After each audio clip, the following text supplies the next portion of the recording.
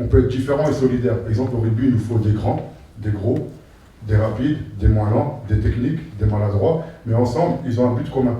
L'objectif de cette rencontre, discuter avec la jeunesse de questions de solidarité et d'enjeux philosophiques, les deux partageant des points communs. Et pour les philosophes, le renouvellement de la pensée passe forcément par les adolescents. Il était donc essentiel d'aborder certains sujets, leur fraîcheur étant une manière stimulante de se reconnecter avec ces enjeux contemporains, car associer la philosophie aux associations caritatives est une évidence.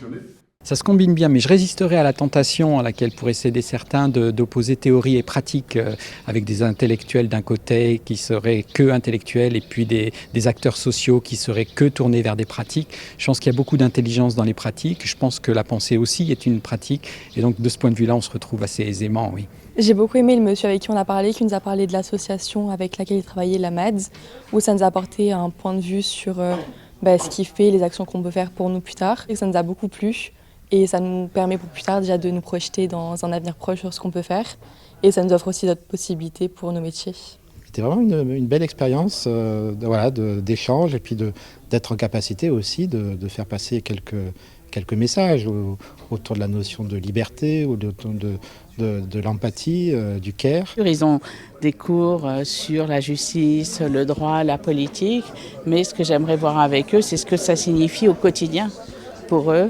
La justice, comment par exemple ils se préoccupent d'enjeux de justice plus internationaux, plus globaux, et en particulier si on pense à la MAD et au travail de la MAD, est-ce qu'ils pensent finalement à la situation de personnes qui sont dans des pays très éloignés, qui sont dans des situations de pauvreté, des situations très difficiles. La philosophie, c'est une discipline qui continue à avancer, qui a ses problématiques classiques, mais aussi des problématiques nouvelles.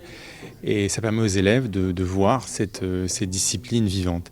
Et ce qu'apporte la présence des associations, c'est de voir que cette philosophie qu'on étudie, cette philosophie vivante qui se fait encore aujourd'hui, elle est en contact étroit avec le monde dans lequel on vit, avec tous ces problèmes. Les élèves de terminale ont ainsi pu rencontrer 4 philosophes de renom et différentes associations caritatives de la Principauté et se rendre compte que des liens existent entre les disciplines théoriques les plus abstraites et les engagements les plus prenants.